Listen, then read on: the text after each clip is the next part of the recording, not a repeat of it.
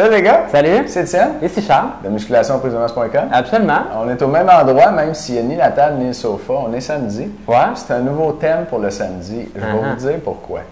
Tranche de vie. Pour toi, une bonne raison. Oui, c'est pas une bonne raison. Là, en passant, là, il y a eu un vote il y a 2 semaines. Vous vouliez des vidéos de 5-10 minutes ou des longues vidéos. Fait que le samedi, c'est un long vidéo. Fait que là, on ne vous parle pas de musculation parce que c'est un long vidéo, mais on va vous parler de la tranche de vie sur le samedi. Puis à tous les samedis, on fait notre capsule sur le divan. Ouais. Puis là, il faut transporter le divan, puis replacer la caméra, puis toute l'équipe. Puis aujourd'hui, ça ne me tentait pas. Non? Ça ne me tentait pas, mais Charles, il n'est pas content. Hey, j'aurais pris le petit sofa, moi, tout seul. Tout seul, il l'aurait transporté tout seul. Fait que, on fait ça sur le petit tabouret. Ça fait pas mal bonne franquette, là. Mais on est bonne franquette avec vous autres, fait que ça devrait être correct. OK. Puis l'information va être toujours aussi bonne, c'est juste que vous n'avez pas le gros sofa blanc. Ouais. Puis l'autre chose à dire aujourd'hui, c'est, écoutez, c'est votre dernière journée. Est-ce que je me trompe, c'est la dernière journée? Ben, bon. C'est demain? Non, c'est aujourd'hui, là. OK, c'est aujourd'hui. Dernière journée pour la diète testostérone. Vous avez la grosse bannière où vous ne pouvez pas l'avoir ratée depuis 2 semaines. Donc, allez cliquer là-dessus si ce n'est pas déjà fait. Allez voir la vidéo. Puis, sincèrement, mais ça ne sera plus disponible sur le site par la suite. Donc, c'est votre chance. Allez voir ça et faites votre choix. Tripler votre testostérone. Oui, tout simplement. OK, pour ça, dernière chance. Aujourd'hui, une question d'Alexis de Montréal. Alexis a 19 ans. J'aimerais ça continuer à parler de tabouret. Ouais? Je les ai achetés chez Canadian Tire. C'est vrai, ça? Fait que oui, c'est vrai, ils m'ont duré. Ça fait une couple d'années. C'est un bon investissement. Ils se vendaient par paire, hein? Pas sûr. Non? Pas sûr. Dans mon jeune temps. Alexis, 19 ans de Montréal. Les tabourets, non, c'est une joke. OK. Fait que, on va répondre à sa question. Mesure 1m80, 180 livres. C'est pas mal dans le 1,80. Salut les gars, l'an passé, je me suis entraîné pas mal. J'ai pris beaucoup de muscles et de masse en suivant vos conseils et vos programmes. Excellent. OK, mais cool. J'ai arrêté de m'entraîner au gym cet été pour essayer de perdre du poids et devenir plus en forme. Ouh, là, ça augure mal. Ouais. Je me suis entraîné en suivant un programme, surtout avec le poids de mon corps. Et bref, cette semaine, là, je fais ça parce que un programme avec le poids de votre corps, c'est correct pour commencer, mais si vous faites du gym, puis là, vous allez dans une phase de perte de poids, puis vous lâchez le gym, juste le poids de votre corps, là, vous allez perdre de masse musculaire. Je ne sais pas ce qu'Alexis va nous dire, mais j'ai comme un pressentiment que c'est ça qui s'en vient. Bref, cette semaine, je suis retourné au gym et j'ai vraiment perdu toute la force que j'avais prise l'année passée. Ouais. Ouais. En tout cas, je repars presque à zéro.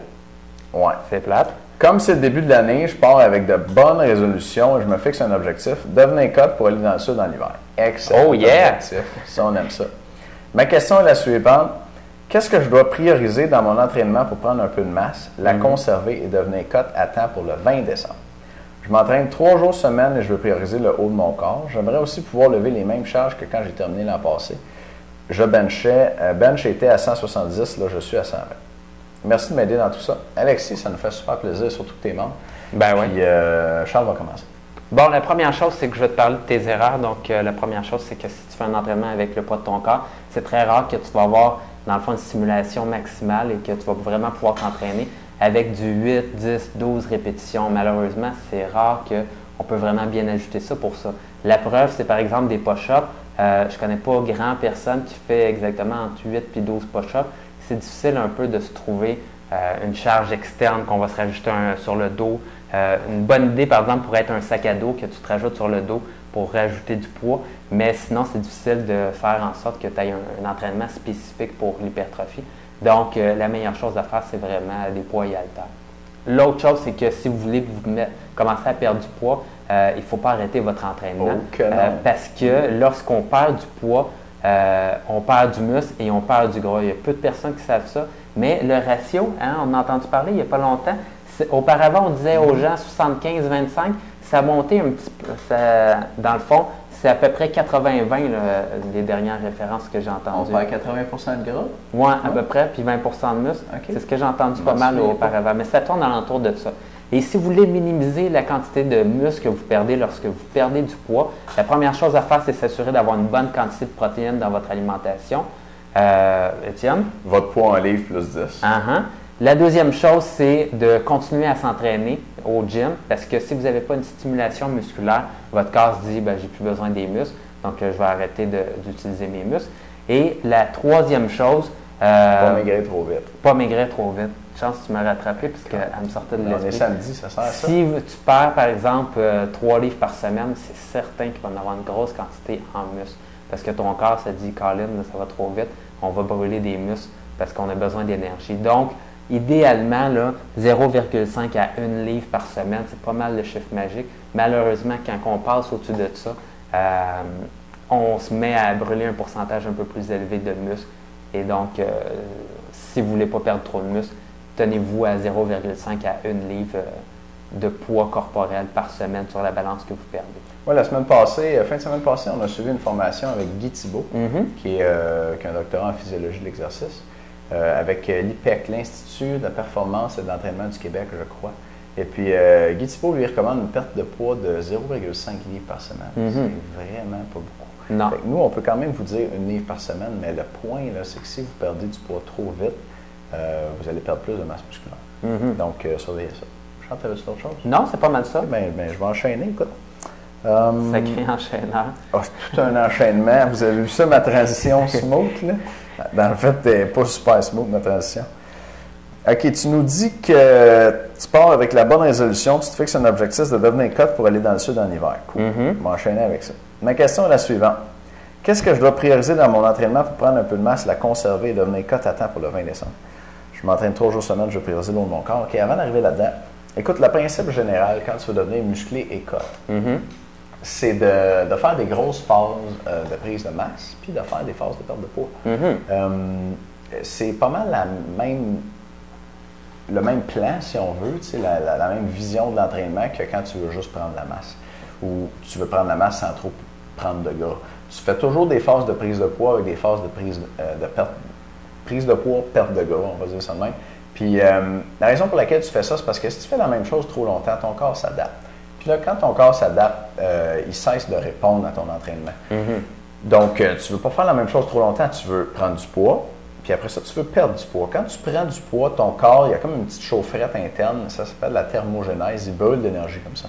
Puis quand tu te mets à manger beaucoup, mais tranquillement, il monte le chauffage comme ça, puis tu brûles de plus en plus d'énergie dans ta thermogénèse. Puis à un moment donné, tu peux te mettre à manger énormément, puis on voit ça chez les ectomorphes, moi c'est mon cas.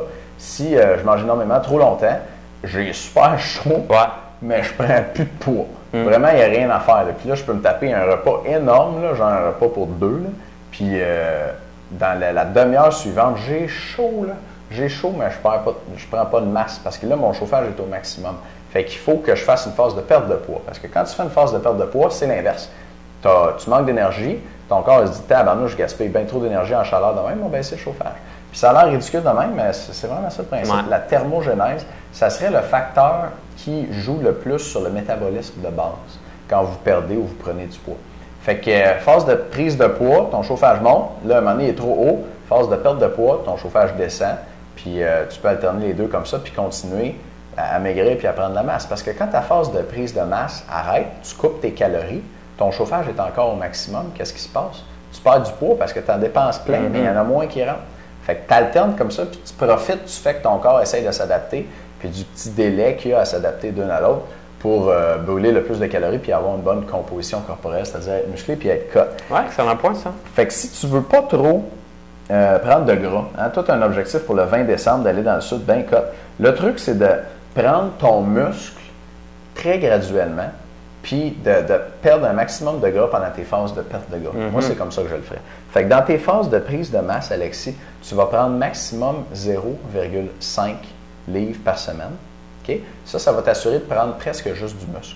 Puis dans tes phases de perte de gras, tu vas aller chercher 1 livre par semaine de perte de gras. Puis tu alternes comme ça à toutes les 6 semaines. Fait que là, tu vois, on est début octobre, novembre, décembre. Tu vas pouvoir te faire juste une phase de prise de poids puis une phase de perte de gras. Ben vas-y comme ça, man. Une phase de prise de poids à 0,5 livres de muscle par semaine, puis une phase de perte de gras à 1 livre de gras par semaine. Fait que tu prends de la masse musculaire sèche, puis tu perds du gras avec ça, puis tu n'aurais pas tes cotes pour arriver dans le sud. Surtout que tu as passé l'été à côté.